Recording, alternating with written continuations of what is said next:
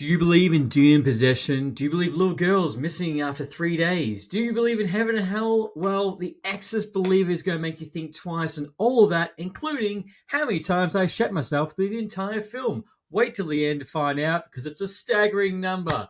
Hi, everyone, and welcome back to another episode of Lights Camera Rant. For this particular episode, we are going to be diving into The Exorcist Believer, the latest entry in the Exorcist franchise. It's been going since 1971. But before we dive in, you know what comes up first. Welcome to the Lights, Camera, Rant Podcast. Your source for the latest on movies, TV shows, and video games. Get ready for ranting, raving, and reviewing. Here is your host, Lee. So this past week, I got to go to a very special advanced screening of the latest Exorcist Believer. I was able to go with my best friend Mark from Mark My Words, where I obtained the tickets, and we got a special invite to go to this experience. This was my second time at something like this. The very first one, we go see The Nun 2, which is terrifying. I don't know why I'm only getting free tickets. I love getting the free tickets, and I love the invite, and I thank Universal from the bottom of my heart. But why just horror films? Please, something that's not horror, because horror is not my biggest thing, because I am not a big horror guy. Not because I appreciate the quality of the film. I appreciate what it does. I love it. I'm just a scaredy cat. That's all I am.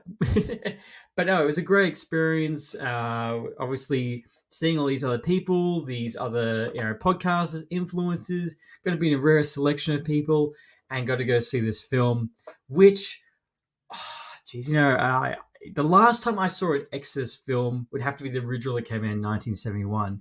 Now, I didn't realize going into this that the lengthy history that this film has actually had. So from this movie first came out in 1971. There's Exorcist 1, 2, and 3. And then there's another one that came out in early 2000, 2004, and 2008. And then we got this one. So literally I know that The Exorcist is actually kind of becoming like Star Wars. In the sense is you've got the original trilogy, you've got the prequel trilogy, well, which was only 2 films, and then now we have the sequel trilogy. So this film is a direct sequel to that original 1971 film. Now, and also, the Blumhouse, which acquired the rights to the Exorcist franchise, paid $400 million. Let me just say that for the people on the back. $400 million to get the rights to this film. And how they've saved money on this is that this film only cost $30 million to make. Probably the most expensive thing was getting the original actor, Ellen, I forgot how to say her last name. She was the original mum from the original movie. She came back for this film, and apparently when they offered her first, like, hey, you want to come back to the film? She said, nope.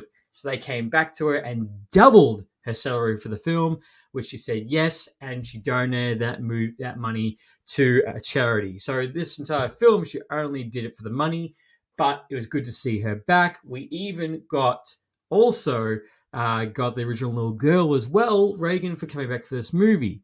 So before I go any further into the film, spoilers, left, right, and center. You have been warned. So The Exorcist, now this has obviously been a very long-going franchise. I must admit, now obviously going this film, for anyone who does know the film, there's going to be a girl, there's going to be someone who gets possessed, there's going to be creepy shit. The plot is very much on that theme. Like, it is not going in, you don't need to really follow the plot along massively or go into depth. Like, this is not walking into Inception or Tenet. This is more going into just picking up your Saturday night movie for the plot. So except for this time, instead of there being one girl that's possessed, there's 2 girls that are possessed. Now, the lead character that we first get introduced is called Victor, with her daughter Angela. Now, we get to see that, unfortunately, at the very start of the film, that his wife died due to an earthquake in a foreign country. and which sets the stage for him in the story relationship. It is very much their movie, even though there is the other girl and the other family. It is really like this. Now we get to introduce to them and their life, how they're all going. Now, as the story progresses, we find out Angela has one of these little girlfriends, best friends from school. And of course, they go off into the forest and go into a creepy little den or something with water into it. And then, obviously, what do you not do? You do not use spiritual ways to go talk to the world beyond. Don't do it. You don't play it on a Ouija board. You don't go to the graveyard at night. It's just things you do not do in horror films, which is one of those things you look and go, don't do it.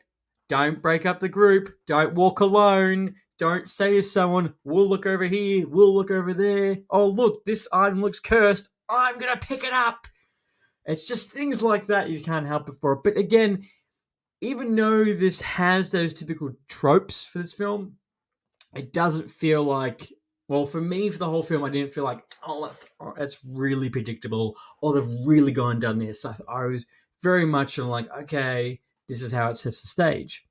So, of course, when the girls go into the forest, they go missing for 3 days, which you do find out during the movie is that's what happened with Jesus Christ. He, when he got killed, he came back 3 days later and was resurrected, which is a rumor he went to hell. So the family's scrambling. Obviously, it's a very Christian family where the girls go missing. Victor's trying to find them, and then the girls do reappear in a barn. However, their feet are worn. They've got cuts. They've got also this word "help" on them. It looks like, wait for it, they have been through hell and back. Looks like it, they do. Which I must say, from the MVPs for this movie, acting-wise, are these little girls. Screw all the adult actors. The MVPs are the girls. They put on the show. They put on the best performance and should be qualified for the entire, should be praised for their performance. So when the girls do come back, they do find that things are going a little bit weird. They're talking funny. Weird lights are flickering. They're acting differently. And obviously for a religious family, that's a big no-no. And we do get a very dramatic scene in the church, which is on the poster of the film, which looks fantastic, which is very Buddy the Blood. It's just when she's just walking through and saying that. It's very creepy. Get in. I thought there was going to be a little bit. Probably one thing with this film is I thought there was going to be more death. I thought there was going to be a lot more death. Probably 2 people. Actually, no. One. One person dies. One person dies in this. No, one person dies. Actually, sorry, I lied. 2 people die in this film, and that's it. So this movie isn't obviously about mass murdering, like Friday the 13th or Nightmare on Elm Street. This is obviously more creepy as shit, like the original. Now, again, as the story progresses, Victor also goes some research. Thanks to one of the nurses at the hospital, leads them to a book, which is the original girl, which Chris Bang. I think I just butchered that name again. Also, his neighbor as well. She gives him this book to go find this woman because she's experienced the same things. Now, the really cool scene that we do get is that the reason why she gives Victor the book, this Lee May actor, about the original woman, is that she's actually in the room with Angela and she's like possessed. And she mentions the fact of what her nun name was going to be, because she was going to be a nun, but before she was officiated, she quit. But she told no one that name, but the demon knew, and also knew about, unfortunately, her losing her child. Again, that scene is creepy. At this point of the film, those creepy vibes are going up. And by this time, I'm still not telling you yet on how many times I shit myself. You have to wait till the end of the episode. So he goes to find this woman. She explains everything. What do you believe? And very much this film also delves in why it's called Believe. It's like, do you believe in the world beyond? Do you believe that there are things that science cannot answer. And this film does push that with everything going on. And you can see in Victor's mind, he's just like, huh, you know what? She's probably right. There's some weird shit. And of course, as she mentioned, you'll have to do the ceremony to release these demons from these children, which she does go, the original character, Chris does go see the religious girl, which the demon does remember her, which goes into a tense scene, and unfortunately she does get her eyes stabbed out, which I did think that she would die. I'm like, nah, you're a legacy character, you're going to be straight off the bat. But no, she just got her eyes blind as hell. She also does play on the fact that she hasn't seen her daughter for many, many years after she produced the book about everything that happened. So as she becomes blind, she can't help out. So Victor, the religious family, the ex-nun, they also get a priest. They also get a healer as well to all help with this exorcism. Which creepy, but how they all do it with like a CGI, the special effects in this film, fantastic. It is great. Not one bit did I find myself a little bit taken out of everything going on. I was all the way in, and actually there was also some funny bits to this as well, which I wasn't expecting. Like there's one of the neighbors. He's just like, "Oh, I'm just trying to help out." Scares the shit out of the Victor, the dad, for no apparent reason. Brings people into his house to bless because his child is missing. I'm like, why would you leave your front door open for your neighbor to come in with a whole bunch of randoms to go bless the house? And not tell your neighbor that you're doing this, whose daughter's just disappeared. That's probably one weird point. But as they start to go do this, and originally the priest doesn't join them because he can't, because the Holy Fathers won't say yes or condone it because it's not real. And as they're doing this possession, as they're doing the exorcism, as they're doing it, it's intense. And one of the big things is don't touch them. They make a little bit of progress, but then they get stuck, and then the priest comes in, and he comes in to go try and help. And he's the character that kind of dies. Because the one thing they say before the exorcism is do not touch the children. So what does the priest do in the first 2 seconds? Hi, everybody. I'm here to help. Touch the... puts his hands on the kids. And next thing... cracks the guy's neck. Which is a creepy scene because one girl goes half the way and the other girl goes the other half and breaks his neck. A full snap. And I was like, whew. God damn. That's pretty brutal.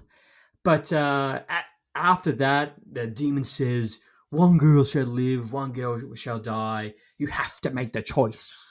You also find out that Victor's wife, fortunately because of the earthquake and she passed away, the doctor did say at the time, you have to make a choice, your wife or your daughter. You find out he picked the wife, and then Angela, as she's demonified, says that you never wanted me, you chose mother, and blah, blah, blah. And then Victor's like, that's not true. He grabs a part of the mum's clothing, puts it around her, and says, I've always wanted you, I always loved you, we're here, we're now. And then as it's getting more intense, the stupid father of the religious family is like, I choose my daughter. I'm like, you idiot. He says that because he has been in play. He doesn't believe in everything going on. He was all against it, doesn't believe it. And he yells out that. It gets more intense. The girls start rising up. Stuff goes away from their mouth. And then, boom, they drop on the ground. Unfortunately, only one lived, and it wasn't the girl that got named. It was Angela. She survived. But that is a quick version. That is a summary of the plot. And Victor and his family live happily ever after. However, the religious family's daughter, she does legit pass away, and that is it. But there's no after credit scene. There's no after credit scene. There's no alluding to the sequel. But the sequel has been set. It is coming out on April the 18th in 2025. James Plum has said the fact that it will be a trilogy, regardless of numbers. It is set in stone, so you will get more. Now, overall, I would say the acting of the girls was fantastic. The CGI, the action was all great. The intensity to leading up to it, the build is good too. Probably, but then again, if you were a fully diehard horror fan or someone who's just looking for a really good scare, it doesn't delve into much of that terrifying part. And look, if you made it this far, I really do appreciate it. And I would like to let you know that how many times I shit myself? 3 times. I jump scared 3 times in the film. So annoying. Mark's next to me, pissing himself laughing. I think I was the only person in the theater who jumped, but I did.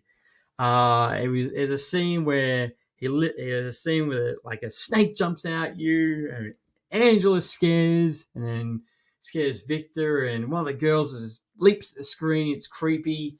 Yeah, there you go. I shit myself 3 times. But for me, that's just me who's not a big horror guy, because I'm a scaredy cat. But for someone who's fully set into horror film, and horror is like your main squeeze, it might not make you jump that much. It might not scare you that much. I have seen other reviews. They're giving it a bit of an average. For me, fresh off the take of since a long time I've since watched an Exorcist film, I thought this film was solid. I thought it was good. And even for another horror guy, I'm like, all right, I'll go see the sequel. I'll pay for a ticket to go see the sequel and see what happens next.